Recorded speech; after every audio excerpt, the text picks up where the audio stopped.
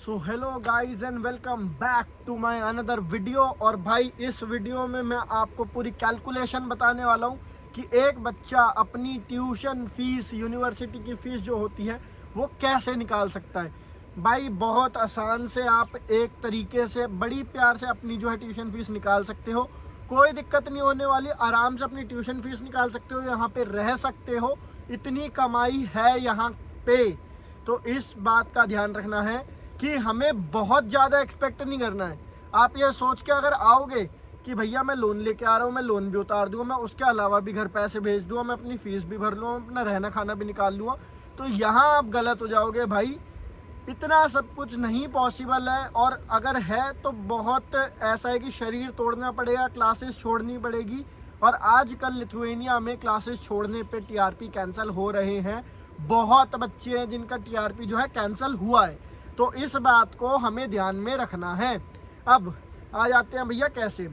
तो भाई हम इसकी बहुत एक छोटी सी कैलकुलेशन समझते हैं कि लेट्स से आप एक डिशवॉशर की नौकरी कर रहे हो, शुरू शुरू में आए और कोई नौकरी आपको मिली नहीं, डिशवॉशर की मिल गई कि भाई बर्तन धो रहे हो कुछ। भाई पहली बात मैं ये क्लियर करना चाहूँगा आउट ऑफ द टॉपिक, कोई काम यहाँ पे छोटा बड़ा नहीं होता भाई।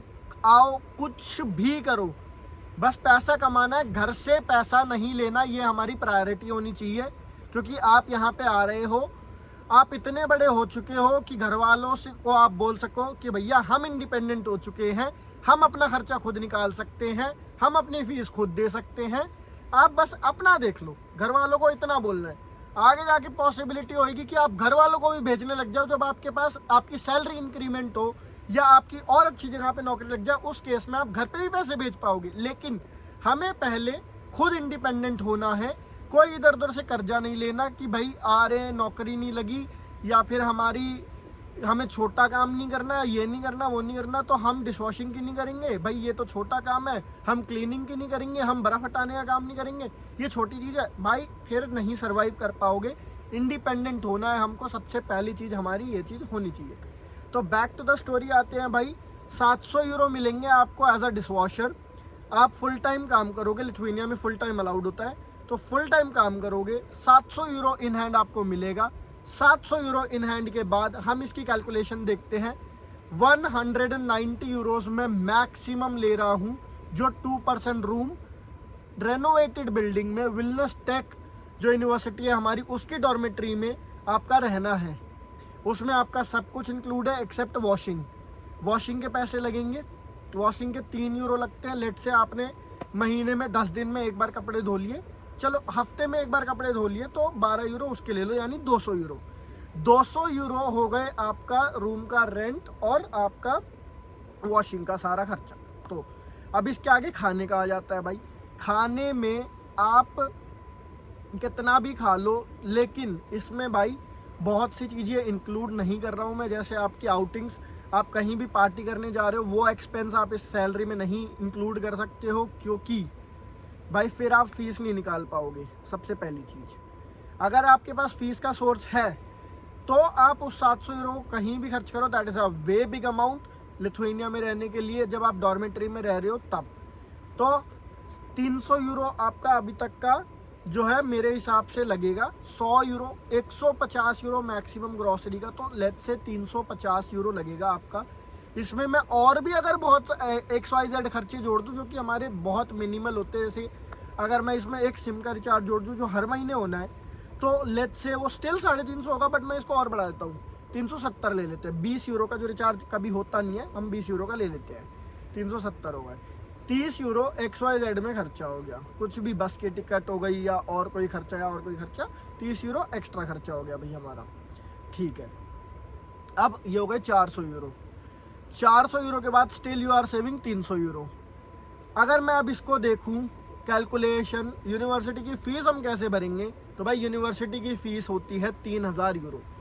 3000 यूरो बेसिक कोर्स की है, जैसे बिजनेस मैनेजमेंट, जैसे इकोनॉमिक्स का कोई कोर्स हो गया, तो इन सारी चीज़ों की, फिर चाहे वो विलनेस यूनिवर्सिटी हो, फिर चाहे वो माइकोलस रोमिनस यूनिवर्सिटी हो, कॉनस टेक्निकल यूनिवर्सिटी हो, या फिर आपकी वितौतस हो, या फिर आपकी विलनेस टेक हो, हर एक यूनिवर्सिटी की 3000 से जो कोर्सेज शुरू होते हैं। और majority of public I guess इसी में आती है। जो IT वगैरह करने आ रहे हैं उनकी थोड़ी सी ज़्यादा होती है, वो थोड़े से अपने खर्चे कम कर सकते हैं, जो XYZ मैंने बताया उसको कम कर सकते हो।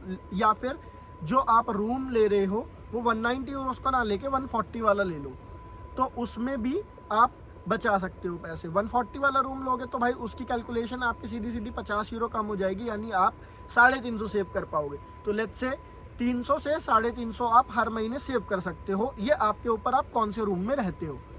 तो अगर मैं 300 की भी कैलकुलेशन करूं तो yearly you can save 3600 Euros. 3600 की अगर मैं बात करूं तो भाई 36 में से 3000 अगर फीस भर दी, you still have 600 euro in your pocket as a safe money, as a emergency fund. आपके पास 600 euro at the end of the year फिर भी बचेगा। जो बच्चा 350 यूरो बचा रहा है उसके पास की अगर कैलकुलेशन देखें हम तो भाई बहुत सिंपल है। 350 को 10 से करोगे तो 3500 आएगा, और उसके बाद इसमें 700 जोड़ दो तो 4200। आपकी फीस 3000 यूरो है तो 1200 यूरो आप इमरजेंसी फंड बचा रहे हो। अगर मैं इसमें यूँ बोलूँ कि एक महीना आप इंडिया की छुट्टी पे जा रहे हो तो ये 1200 हटा दो, 700 जो आपकी सैलरी थी वो हट गए, 500 में आपका आने जाने का टिकट हुआ। तो ये देख लो आप भाई, बहुत छोटी सी कैलकुलेशन थी कि आप अपनी फ़ीस कैसे भर सकते हो। एक बच्चा बड़ी प्यार से अपनी फ़ीस भर सकता है यहाँ लिथुआनिया में रह के। आपका मैंने जो बता दिया, जो 350 यूरो पर मंथ भी अगर अपनी आप पैसे बचा रहे हो 350 यूरो, तो आप इंडिया भी जा सकते हो एक महीने के लिए छुट्टी पे, जिसमें आपकी फ़्लाइट टिकट्स इंक्लूड हो गई। आपको कोई घर से पैसा नहीं मंगाना, आपका मैंने उस महीने का जॉब भी हटा दिया। बट हम एक चीज़ इसमें भूल रहे हैं कि हमारी सैलरी इंक्रीमेंट होगी 3 महीने के बाद, तो वो 700 से 800 भी हो सकती है। और डिपेंडिंग अपॉन योर जॉब कि अगर आप जॉब शिफ्ट करते हो तो आपको कौन सी जगह पे कितने पैसे मिल रहे हैं। 6 महीने में भी इंक्रीमेंट होता है, कहीं 3 महीने में भी होता है, कहीं 2 महीने में भी होता है। दैट्स ये आपके ऊपर है, आप कितना काम करते हो और कितनी अच्छी परफॉर्मेंस देते हो। आप जब जॉब शिफ्ट करते हो, थोड़े अच्छे रेस्टोरेंट में जाते हो, थोड़े लिथुआनियन सीख लेते हो, तब आपकी सैलरी और 800, 850, 900 यूरो भी हो जाती है। भाई ये बहुत अपने माइंड में रखना है आपको कि इतनी सैलरी आराम से हो जाएगी आपकी 1 साल के बाद। कॉन्टीन्यूअस वर्क एक्सपीरियंस अगर आपको हो तो आपको चॉपिंग आ जाएगी भाई। आपको अगर पिज़्ज़ा में कोई काम कर रहा है आपको पिज़्ज़ा बेक करना आ जाएगा। अगर कोई किसी बर्गर में काम कर रहा है तो आपको बर्गर के लिए आ जाएगा एक्सपीरियंस। कोई अगर हॉट डिश में काम कर रहा है तो आपको हॉट डिश का काम आ जाएगा। कोई कोल्ड सेक्शन में काम कर रहा है आपको कोल्ड सेक्शन का काम आ जाएगा। तो भाई इतनी सारी चीज़ें हैं, आपको हर एक चीज़ का अगर एक्सपीरियंस है तो आपके पास हंस के नौकरियां हैं। सबसे ज़्यादा प्लस पॉइंट है, अगर लिथुआनिया में आपने लिथुआनियन सीख ली, जो कि यहाँ पे फ्री कोर्सेज अवेलेबल होते हैं, तो भाई सोने पे सुहागा वाली चीज़ हो जाएगी। मेरी बात ध्यान से सुनना, जिसको लिथुआनियन आती है भैया उसके चांस 50 से 100% तक बढ़ जाते हैं नौकरी लेने के लिए। सपोज़ मेरे को लिथुआनियन बिल्कुल भी नहीं आती, आपको लिथुआनियन आती है, तो एम्प्लॉयर आपको प्रेफर करेगा क्योंकि उसके किचन में बाकी वर्कर लिथुआनियंस है, वो आपसे लिथुआनियन में बात करेंगे, उनको कम्युनिकेशन में ईजी होएगा। तो भाई ये चीज़ अपने दिमाग में रखनी है हमें कि लिथुआनियन हमें सीखनी है। आप आगे फ्यूचर देखते हो, PR देखते हो, कुछ भी देखते हो यहाँ पे लिथुआनिया का, तो आपको लैंग्वेज आनी चाहिए। साथ ही में मैं अपनी वीडियो ज़रूर लेके आऊँगा PR के ऊपर कि उसका पूरा प्रोसेस क्या है क्या नहीं है, वो ज़रूर देखना। बहुत सून उस वीडियो को मैं लेके आ जाऊँगा। बाकी इस वीडियो के लिए इतना ही। Thank you so much for watching this video भाई, and have a nice day.